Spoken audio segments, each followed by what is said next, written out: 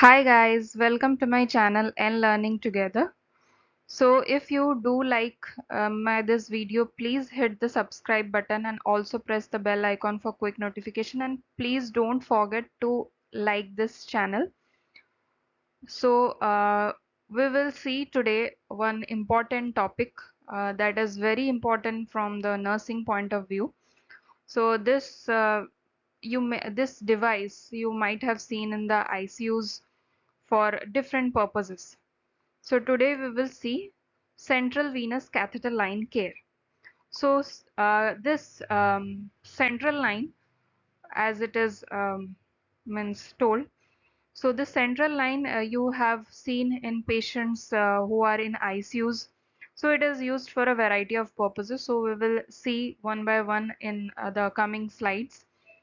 So in this picture you can see this is the central line kit, which has various things for the central line insertion.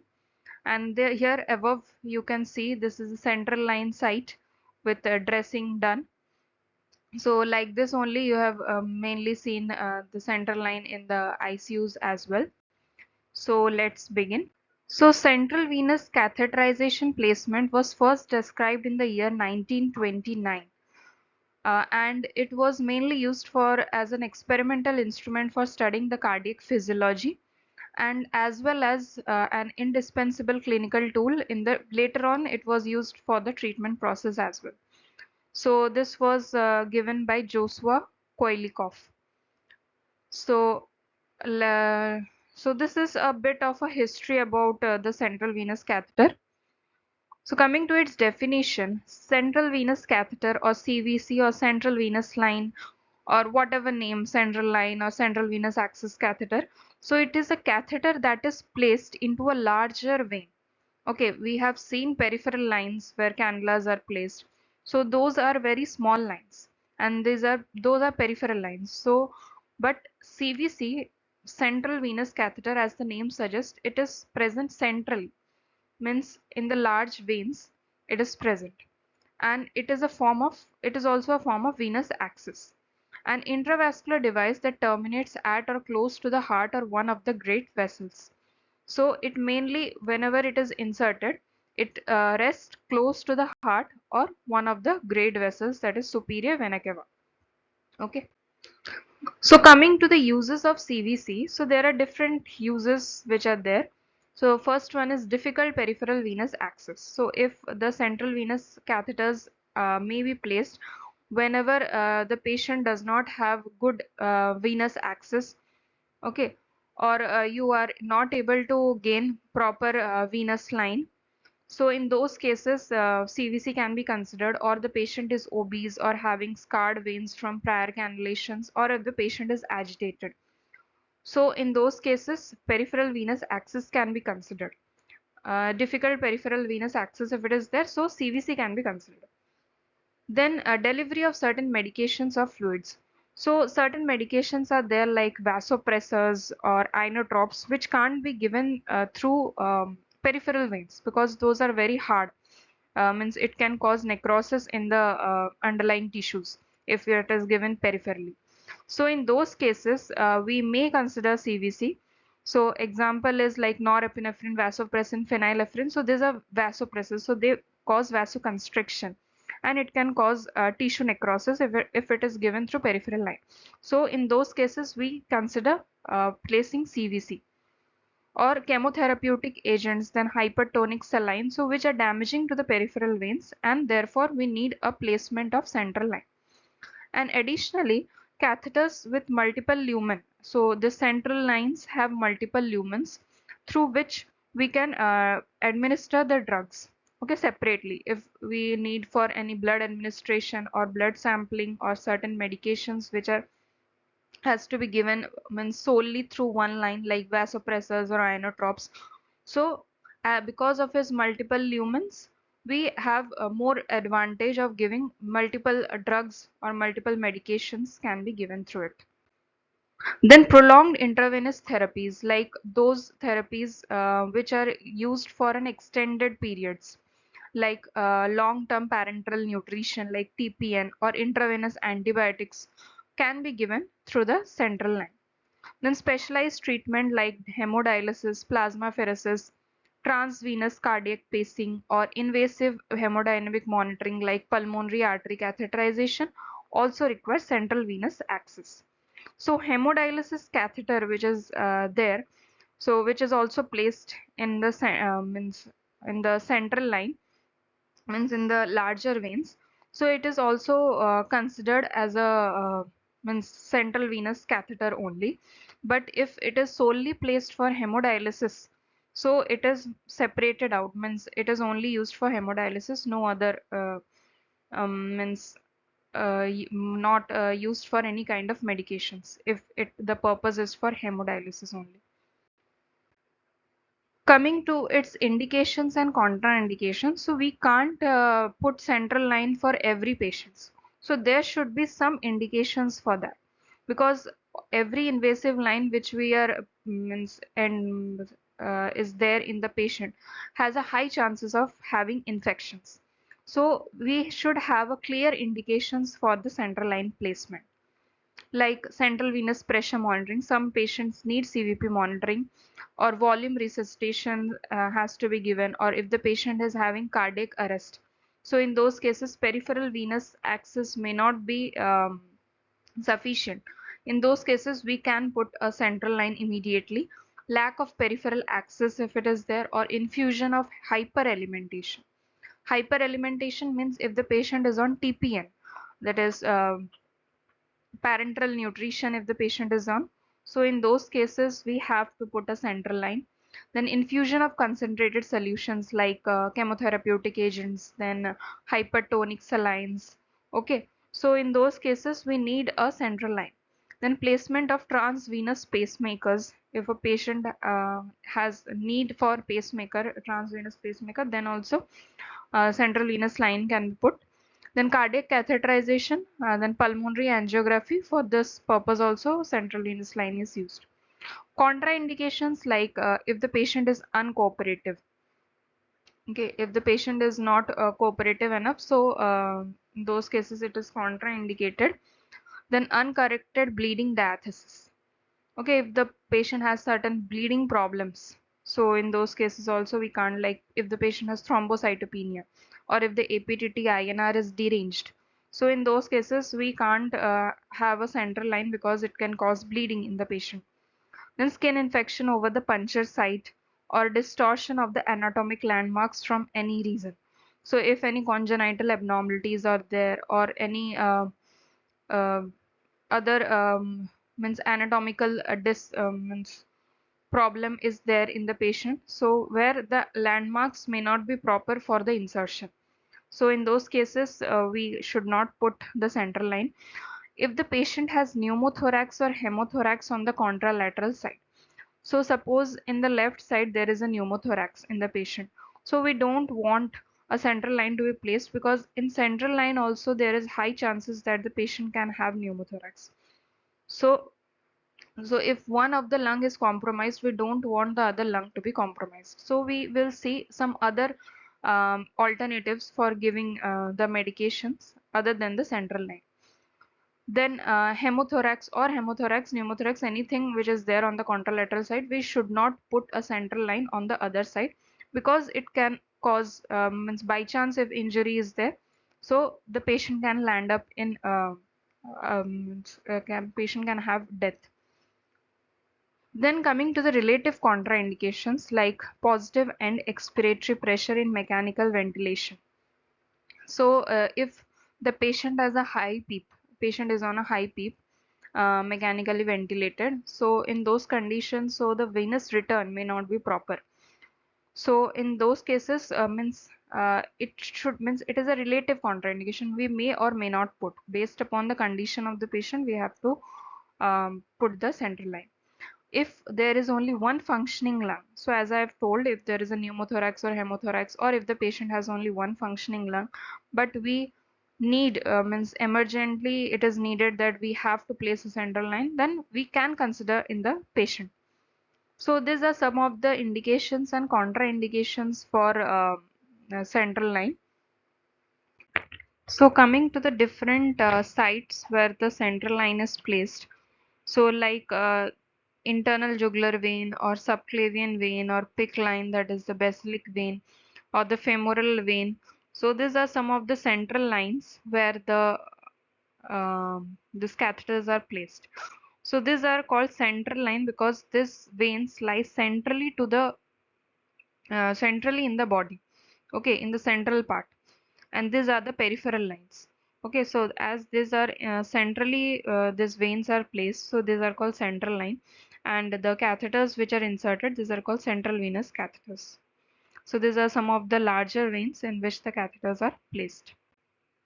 Next, coming to the different types of CVC based on different purpose. So it can be divided into four types, that is permanent central line. So permanent central line are present for many days. Okay, like for example, subcutaneous or tunneled catheters. So here a hole is made through the skin. Okay, a hole is made through the skin, and through that the line is placed and it enters into the central vein. So here it is used because the hole formed by the central line insertion can be covered up by the granulation tissue formed as compared to non-tunneled. So permanent central line under which the tunnel catheters are there. So when it is placed, means the line is placed through the subcutaneous tissue and then it enters into the larger vein.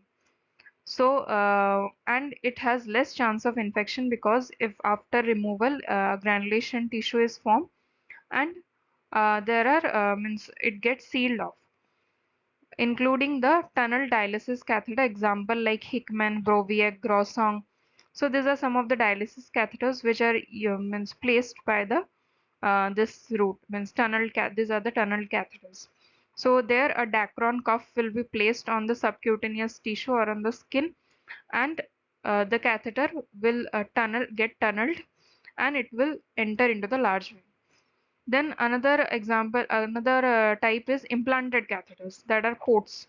So ports are placed under the skin through which mainly this cancer related drugs are given. Okay. Then coming to the second one, that is temporary central line. So these are non-tunneled or non-implanted catheters. So here the central line is directly placed into the larger vein. So I will show you the pictures in the next slide. Then the umbilical catheter. Umbilical catheters are mainly placed in the neonates. Okay, so in this, the some this catheters are placed in the umbilical vein or in the umbilical artery, whichever is required. Then coming to the PICC line. PICC line is peripherally inserted central line. Okay, so here the basilic vein is the most commonly used, and the end of the PICC line ends in the cavo-atrial junction, same as that of the other central line that are placed in the jugular vein or in the subclavian vein. So here the complications can be phlebitis, so warm compression can be given to minimize it. So PICC line is peripherally inserted central line, which is placed in the basilic vein, and then it migrates, means then it is the tip rest in the cavo-atrial junction, which is close to the heart. So these are some of the types of catheters based on the purpose: permanent, temporary, umbilical, and PICC line.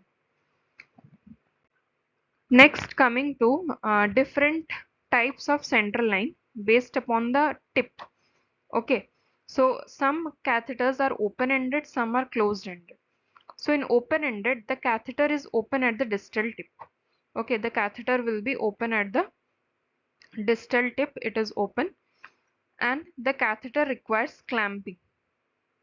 Okay, so here means at the tip, the opening will be there, and whenever it is not in use, you have to clamp the catheter. Okay, so this is the central line. So these are the ports. So here in each port, in each line, there will be a clamp placed. So whenever you are using it, you will use, and after that you will clamp it. Otherwise, backflow of blood will be there. So, and it requires periodic flushing is required, and flush in every 24 hours, or whenever you are giving any medications, you have to flush it. Closed ended, here a valve is present at the tip of the catheter or at the hub. So here the hub which is there, so either the clamp would be placed at the tip or at the hub. So here you need not clamp the catheter, and whenever it is used it will be open, and after using it will automatically get clamped, except during inspiration, means like a valve it is there, means only unidirectional flow would be present. Okay, means whenever it will be used, means any for any infusion or aspiration it will be used, and after when no usage is there, so it will automatically get closed. So if lumen is not in use, flush in every 7 days. So here as in open-ended we have to flush in every 24 hours, but in closed-ended we have to flush every 7 days if the use is not there. Then coming to the types based upon the lumen. So there are different catheters based upon the lumen. So you have seen the central line kits that come. So either it is double lumen, triple lumen, or single lumen. So we mainly see double lumen or triple lumen is there. So you can see the lumen length, means the 3 lumens are there, therefore it is known as double lumen, and 3 lines are there. Here double lumen is there, this is triple lumen, and this is single lumen. Okay, and here you see these are the clamps that I was telling. So if the center line is open ended, then there will be clamps present. So you have to, whenever it is in use, you have to use it, and after that you have to clamp it. Then these are the tunneled catheters, as I have previously told. So see, non-tunneled catheters. So directly the central line is placed into the larger veins. In tunneled catheters, you see there is a Dacron cuff. Okay, a cuff is placed and it enters the subcutaneous tissue through as a tunnel, and then it enters into the subclavian vein. Okay, and then the tip rests in the cavoatrial junction. Then this is the implanted port which is placed under the skin. So you can see here it is placed under the skin, and then the line which is there, it enters into the central vein. Then this is the peripherally inserted PICC line. So you see the line is placed through the basilic vein, or other, if basilic vein is not present, not visible, then other vein, cephalic vein can be used. So it enters here and it rests in the cavoatrial junction. So these are the different types based upon the purpose. So we looked into the different types based upon the purpose, then different types based upon the valve, present or not present, means open-ended or closed-ended, based upon the lumen, double lumen, triple lumen, uh, the single lumen. Okay, so these are some of the types that we have seen. Next, coming to the common sites for insertion. So I have divided into centrally and peripherally. So if it has to be placed centrally, then there is the right jugular vein, which is the most preferred one. Then the left internal jugular vein, right subclavian vein, left subclavian vein, and femoral vein. So these are the preferred sites for insertion. Then peripherally, basilic vein is the first choice as it has a larger diameter. Brachial vein, it is second, and then the cephalic vein. If these two are not visible, then cephalic vein can be used. So these are the different veins that can be used for the central line insertion. So why right IJV is preferred most than the other one? This is because one reason is accessibility, and it is easily accessible, and its anatomical feature. So it is superficial and wide. Okay, so the catheter can be easily placed. Then direct route to the SVC is there. Okay, direct route to the subclavian vein is there. Sorry, so superior vena cava, and there is reduced risk of pneumothorax in the right IJV. Okay, so these are some of the reasons why the right IJV is mostly preferred. Then coming to the central line insertion length. So how we will know that how much length it should be inserted? Okay, so this is the insertion is mainly done by the doctors, but you should know that what is the length of the catheter that has been inserted, so that if some dislodgement or something happens, so you will be able to know that whether any dislodgement is there or not. Okay, so like if the insertion site is in the right subclavian, so the formula is height by 10, whatever height the patient has. So we will take an average height by 10 minus 2 centimeter. So if by using the formula, you will be able to know how much insertion has to be done. So in by using this formula, 96% is the catheter is present in the chances that it will be present in the superior vena cava. It should not enter into the right atrium, because if it enters into the right atrium, then it can cause dysrhythmias. So there are 4% chance, very less chance, that it will enter into the right atrium. Then the left subclavian vein. So as it is present on the left side, so you have to do means add plus 2 centimeter. So there is 97% chances that it will enter into the superior, means in the subclavian vein, and it will, and less chances are there that it will enter into the right atrium. Like that in internal jugular vein, left, right internal, left internal. So based upon the length, means which side it is present. So if it is present in the right side, so you have to add. Sorry, if it is present in the left side, you have to add, because it will, has to travel more length. Insertion length will be more. And if it is in the present in the right side, then you have to subtract. So the insertion length will be less. So these are the chances that it will enter into the superior vein or it will enter into the right atrium.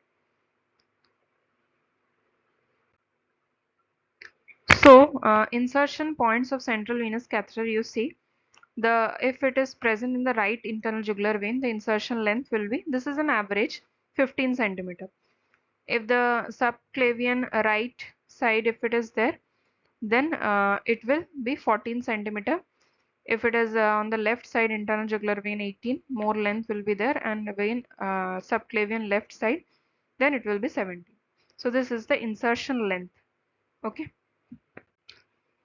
Then there are techniques that is for insertion of CVC. So you should know that there is a technique called Seldinger technique, which is the most commonly used for placing of the CVC. And after the placement, the tip mainly lies in the lower third of the SVC. Okay, lower third of the superior vena cava and upper part of the right atrium. This is known as the cavo-atrial junction. Means from where the superior vena cava ends and the atrium starts. So that is called the cavo-atrial junction, where the tip of the catheter is positioned. And the catheter tip should not be inserted into the right atrium or arrhythmias may occur. Suppose by chance sometimes the central line gets displaced, okay, or dislodgement is there.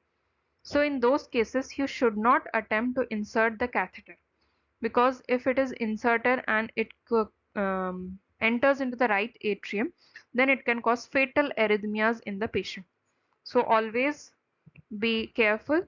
If the catheter is dislodged, inform the HCP, and the HCP would either reinsert it carefully by USG guidance, or it should be removed and other catheters should be placed. So this should be, you should be careful that you should not insert it if there is a dislodgement. Then coming to the position of catheter in, so the position of the catheter tip where the central line is placed. So as I have told you, it is in the cavo-atrial junction. So it is in the lower third. The correct position is in the lower third of the superior vena cava and the uppermost part of the right atrium. Okay, why it is mainly used? Because here the greatest flow of blood is there. So this is the part, means the junction, the cavo-atrial junction. So here the greatest flow of blood is there, because all the venous return from the this from the upper body part or the lower body part comes into the right atrium. Okay. So this is the main junction where the tip should rest. So coming to what are the articles that are used for central line. So coming to what are the articles during insertion of the central line, what all things it has to be there. So as I have shown you in the beginning of the lecture, that a central line kit is there which contains everything. So apart from that, what are the other things that are required? So I will also tell you what are the things placed in the inside the central line kit. So this is the USG cover. Okay, USG cover. This is a USG cover. Then this is syringe and lignocaine for anesthetic. This is 18 gauge introducer needle attached to 5 ml syringe. Okay, so this needle will be inserted for introducer needle is there. Then this is the guide wire. This is the gauge, scalpel. Okay, this is the tissue dilator. So while after insertion you have to dilate the tissue. Then this is the central line. Okay, here in the central line you will see some markings. So by which you will be able to know how much the central line has to be inserted. Then this is the central line. This is triple lumen. So there are 3 lumens are there. So it is known as triple lumen. Then this is the needle driver. So with this needle you have to suture the line. This is the suture, means for fixation of the catheter. So you can see here this part which is there, you have to fix it with the skin, and these are the catheter clamp and the fastener. So this will be placed here. Okay, and this will also be sutured along with that. Then this is the bio patch. In some of the institutes, a bio patch is means at the insertion site. Suppose the catheter is inserted this much, so a bio patch will be applied here. Okay, and this is the tegaderm for the fixation of the catheter. So these are some of the articles that are required for the catheter insertion. Then coming to the size of CVC, most commonly the size in case of adult that we use is 7 French, that is 15 to 30 centimeter, triple lumen, or double lumen is also present. In dialysis we use 11.5 French, which is 20 centimeter, and it is also double lumen. Next, coming to different ports. Okay, so if it is a triple lumen, so there will be 3 lumen and the lumen position will be different. One will be here, one will be here, one will be at the tip. Okay, so the distal port which is there means the color coding might be different. So like for example in this catheters, white is the proximal port, means this will be present here. Blue is the medial one in the middle, and brown is the distal part. So it will be opening at the tip. So this is a triple lumen. So coming to the proximal lumen, that is, and in here only it will be written. Okay, whether it is proximal, distal, or medial. Okay, and the gauge size will also be written. Mainly proximal catheters, which are proximal lumen, which is there, it is mainly of 18 gauge. And through proximal lumen, you should always give emergency infusions like vasopressors, medications, and TPN.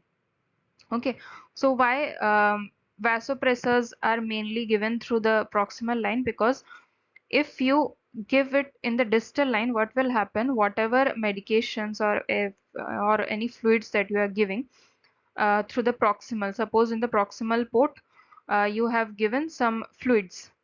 Okay, some fluid is going on, and in the distal port you have connected, or in the medial port you have connected the vasopressors.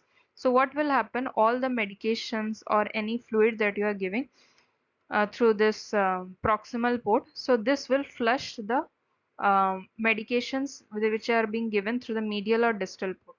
So if you are giving vasopressors through this distal or medial port, so it will get flushed away from the fluids that are coming from the proximal port. So it can cause tachycardia or reflex bradycardia in the patient.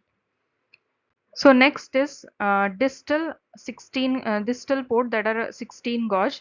So like CVP monitoring, pulmonary artery monitoring, blood sampling, and administration.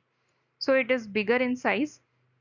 So through which mainly blood sampling, administration, and pulmonary artery monitoring can be done. Then in medial port, mainly we can give medications. Medial port, if it is a double lumen, then both can be of 16 gauge size. Means the size is might be different, proximal and distal might be there. And if extra one medial gauge is there, so you can give medications through that. So these are the three ports if it is a triple lumen. Next, coming to devices which are not considered as central line, like atrial catheters, atriovenous fistulas, atriovenous graft, which are used for dialysis. So these are not considered as central line. Atrial catheters, okay, that are transthoracic intracardiac catheters, which are directly placed into the right or left atrium via the heart wall. So those are also not considered as central line. Then extracorporeal life support for ECMO also means insertion is done in the central line, but that are not considered as central line catheters. Hemodialysis reliable outflow hemodialysis catheters. Some catheters are there which are called which are hemodialysis catheters, so that is also not considered as a central line. Then intra-aortic balloon pump AIBP devices or peripheral IVs or midlines also not considered as central line. Then ventricular assist device. These are all the means catheters which are not considered as central line. Okay. So central lines are considered mainly the catheters which are inserted into the central line. So specific central line catheters are there, and also hemodialysis catheters which are there. So that is also considered as a central venous line catheter. Coming to the complications of CVC. So CVC has various complications that you might face in the practical scenarios. For example, occlusion due to clot formation or malpositioning. Suppose any clot formation or malpositioning, which is a very common complications that we face in the ICUs. Okay, whenever the patient is on a central line. So if malpositioning or clot formation is there, then check the blood return. So many hospital has policies for HEP lock. Okay, haplock is there so that there is no clot formation is present. So assessment, if something like that happens, so always check the blood return, aspirate for blood return, whether it is there or not, and assess pain or edema in the insertion site. So how we can prevent this clot formation and malpositioning? Always before and giving medications, flush the catheter. If any blood administration is there, always flush the catheter and see whether any kinking is there or not. The lines should be kink free. And do not mix any incompatible solutions and do not flush against resistance. So if you are feeling any resistance, always check for the blood return. Okay, you should not flush if you're against the resistance, otherwise the clot will get dislodged and it can cause pulmonary embolism. So you should be taking care of it. The nursing interventions, if something like this happens, clot formation, malpositioning, reposition the client, raise the client's arm overhead. Okay, raise the client's arm overhead and ask the patient to cough or deep breathe. Means you should tell the patient to raise his or her arm overhead and then cough or deep breathe. Okay, or you can administer thrombolytic agents if ordered by the HCP. Okay, so these are the nursing interventions. So what happens when you reposition the client and then you raise the arm and you tell the patient to cough or deep breathe? So the clot, if some small clots are there, or if what happens whenever there is an invasive lines, the peripheral lines also you have seen whenever it is inserted. So the blood has a tendency to coagulate around the tip. So by coughing or by deep breathing, what will happen? The means the clot which has formed around the tip, so it will get dislodged.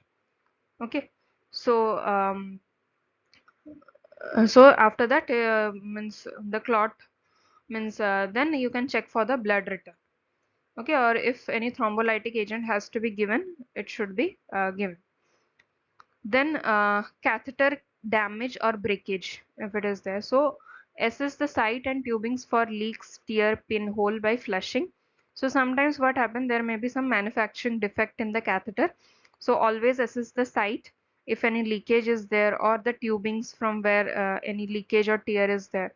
So what may happen, the means whatever medications you are giving, it is leaking out, or air may enter from outside into the tubing, so it can cause air embolism. So check for that. And if to prevent such scenarios, use 10 ml syringe for flushing. And what happens sometimes, because of increased pressure also, there may be breakage in the catheter. So always use minimum 10 ml of syringe should be used for flushing, and not less than that, because 5 ml 2 ml syringe, what will happen, it will cause increased pressure in the catheter and can cause damage. Okay. Then clamp the catheter near the insertion site, okay, and place a sterile gauge over the breakage part, and then inform the HCP and change the catheter.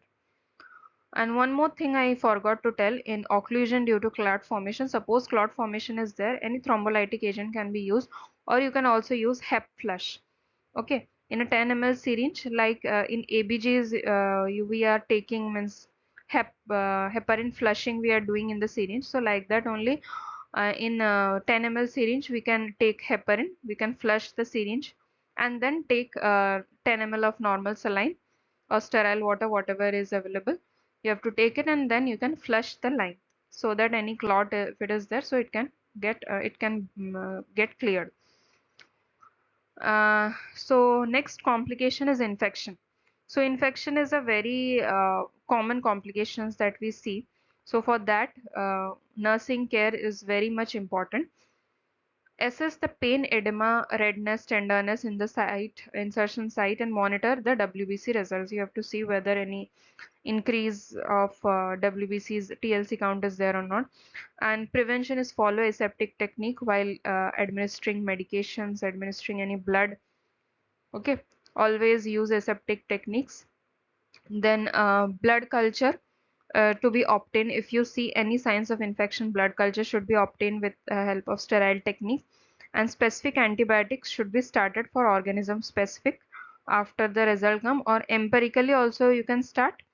And also after the result comes, whichever organism is responsible for the infection, specific antibiotics for that should be started as per the order of the HCP. Next complication is dislodgement. Dislodgement is measure and document the catheter length, palpate for catheter coiling under the skin. So you have to see whether any catheter kinking is there or not. So look after that, and ensure catheter is secured well and dressing is intact. So this should be checked whether the dressing is intact or not, because sometimes what happens, the HCP means the catheter is not secured well, means suturing is not done, okay, properly, or the suturing will be done at the insertion site, and another site, as I have shown you, the one more securement device is there. So if it is not secure, so it can get dislodged. So if there is a dislodgement, always cover the insertion site and apply a manual pressure, and monitor the patient and call the HCP. Then next is catheter migration. Suppose you are means checking for blood draw, and means in assessment, what you will do in catheter migration, inability to draw blood, and look for edema or distended neck vein, listen for any gurgling sound from the catheter if catheter migration is there. So all these things would be present. And avoid insertion of CVC through near the disrupted skin car or tissue or local infection. Okay, always avoid insertion in those sites. And if catheter migration is there, do not attempt to insert the catheter further and call the HCP. Okay, leave it as it is and call the HCP. So coming to other complications of central line, like skin erosion. So for that, assessment should be like skin site should be assessed. Then prevention, mainly because of the improper nutrition, skin erosion takes place. And nursing intervention, if skin erosion occurs, plan removal and skin care should be done and improve the nutrition.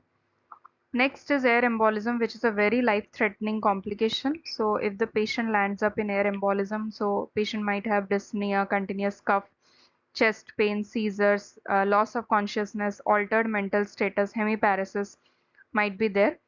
So prevention can be done by means preventing the catheter hub from opening to the air, and also clamp the catheter when not in use. The nursing intervention, if air embolism takes place, always give high flow oxygen to the patient and place the patient to the left side with the head down and begin CPR if indicated. If the air embolism enters into the pulmonary artery, so the patient can land up in cardiac arrest. So in that case, CPR would be indicated. Then next is pneumothorax during insertion. So while inserting, pneumothorax might happen and the patient might have sharp stabbing chest pain, shortness of breath, cyanosis, tachypnea, dry hacking cough would be there. So preventing is not our aspect because it is mainly inserted by the HCPs. And nursing intervention always administer oxygen and assist and prepare for the placement of chest drain. Then if there is any infiltration or extravasation, palpate the catheter site, note for any breathing difficulty, because if there is swelling in this area, in the neck area, so the patient might have breathing difficulty. Check for the blood return and check whether any complaints of pain is there or the patient is getting restless. Then for prevention, stop the infusion, and if extravasation is suspected, all the medications from the catheter should be aspirated after disconnection, and discontinue the IV solution if such infiltration or extravasation occurs, and anticipate order for chest X-ray. So these are some of the complications that we have learned. So till now we looked for, means we already learned about what is central line, what are the different access sites for central line, what are the different veins which are used, where the tip should rest, then what are the different types of central line based upon the purpose, based upon the whether it is open-ended, closed-ended, based upon the lumen, what it is there. Then what are the different complications of central line, then articles used for central line insertion. Okay, so all these things we looked. Then what are the how much insertion depth should be there in the central line, then the insertion length of both the right side and left side, internal jugular vein or the subclavian vein. So all these things we looked. So this is the part 1 of the central venous catheter care series.